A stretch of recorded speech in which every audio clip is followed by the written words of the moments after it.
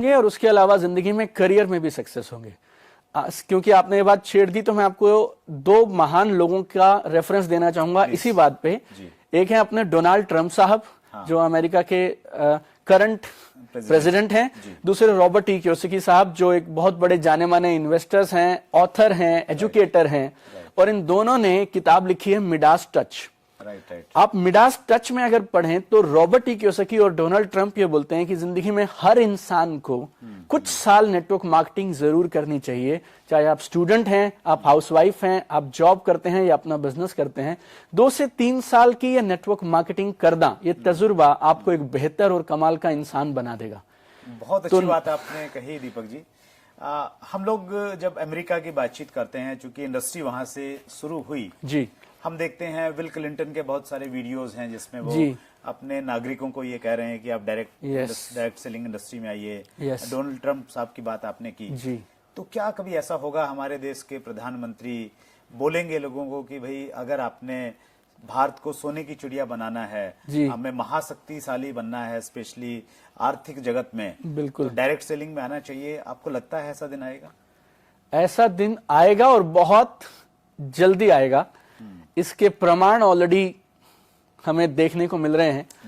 अगर आप फिक्की की वेबसाइट पे जाएं और उनकी रिपोर्ट्स हैं कुछ, अगर आप उन रिपोर्ट्स को स्टडी करें तो उसमें एक रिपोर्ट है डायरेक्ट 2017 या डायरेक्ट 2017 या 16, इन दोनों में से एक रिपोर्ट है जिसमें वो ये बोलते हैं, उस रिपोर्ट का टाइटल ही अपने आप में बहुत प्रेरणा देने वाला है। वो बोलते हैं contribution of direct selling in building India.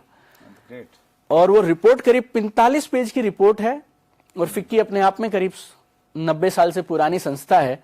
और अगर फिक्की ने इस रिपोर्ट को अपनी वेबसाइट पे 40 पेज की रिपोर्ट को रखा है और उसमें ये साफ साफ आंकड़ों के साथ बताया गया है कि डायरेक्ट सेलिंग ने किस तरह से make in India, startup India, skill India, women empowerment और डिजिटल इंडिया, ये पांचों गवर्नमेंट के प्रयासों को नेटवर्क मार्केटिंग और डायरेक्ट सेलिंग किस तरह से मदद कर रही है, वो अपने आप में काबिले तारीफ है। और जब फिक्की जैसी नामी संस्थाएं जो इंडस्ट्री के एक तरह से बोलिए इंडस्ट्री की आवाज हैं, they are called voice of the industry, right, अगर उनके वेबसाइट पर और उनके माध्यम से इतनी जबरदस्त रिपोर्ट्स पेश करी जा रही हैं, प्लस फिक्की और केपीएमजी की एक और रिपोर्ट है जो डायरेक्ट 2016 में थी, और वो बोल रहे हैं कि 2025 आते तक हिंदुस्तान में 1,80,00,000 लोग डायरेक्ट सेलिंग करेंगे। अच्छा, तो 2025 में अगर इतने बड़े अनुमान लगाए जा रहे हैं कि 1,80,00,000 भारतीय ये बिजनेस करेंगे, तो ये तो बात आप मानिए कुछ दिनों में हमें रोज हमारे नेता और हमारे देश के जो लीडर्स हैं वो ये बात बोलते मिलेंगे कि भारत को सोने की चिड़िया बनाने में डायरेक्ट सेलिंग सबसे अहम और महत्वपूर्ण भूमिका जरूर निभाएगी। बहुत खूब दीपक जी।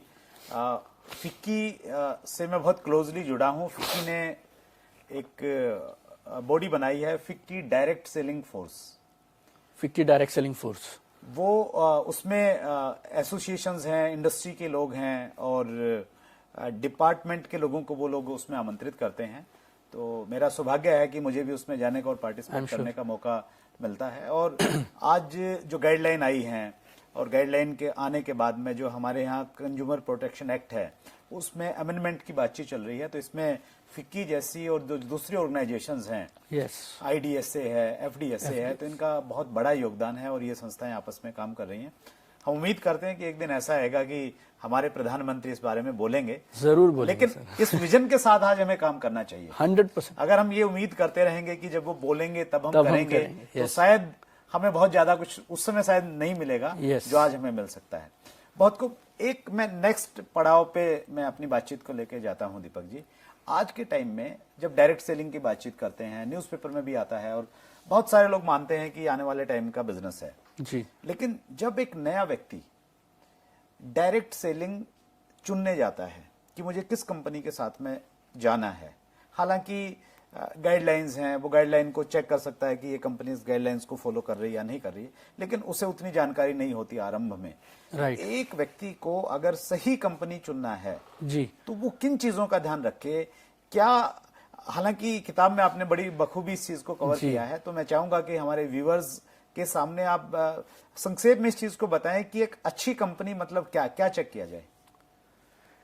देखिए, अगर एक सिंपल और सरल सा हम फ्रेमवर्क रखें, क्योंकि जो भी आदमी या जो भी डिस्ट्रीब्यूटर किसी के पास जाएगा वो अपनी कंपनी को ही बेहतर बताएगा, राइट। और ये समस्या आती है कि अब मैं किसकी बात सुनूं।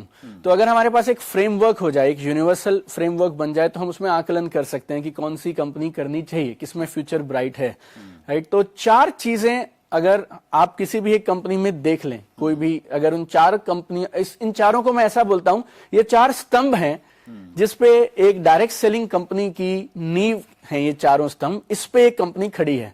अगर ये चारों स्तंभ मजबूत रहेंगे तो कंपनी पीढ़ी दर पीढ़ी तक रहेगी, और डिस्ट्रीब्यूटर्स अपने वो सारे सपने पूरे कर पाएंगे जो सोचकर वो डायरेक्ट सेलिंग चुनते हैं।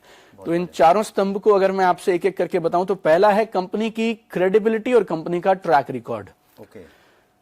कंपनी की क्रेडिबिलिटी और ट्रैक रिकॉर्ड बोले तो डायरेक्टर्स कौन है, क्या करते थे, कितनी पुरानी कंपनी है, रजिस्ट्रेशंस वगैरह सब पूरे हैं कि नहीं, सरकार के द्वारा ये कंपनी मान्यता प्राप्त है या नहीं। और अब जब से एफडीएस से हमारे साथ है, आईडीएस से हमारे साथ है, तो ये बहुत एक सिंपल, एक छोटी सी चीज अगर हम चेक कर लें, कम से कम वो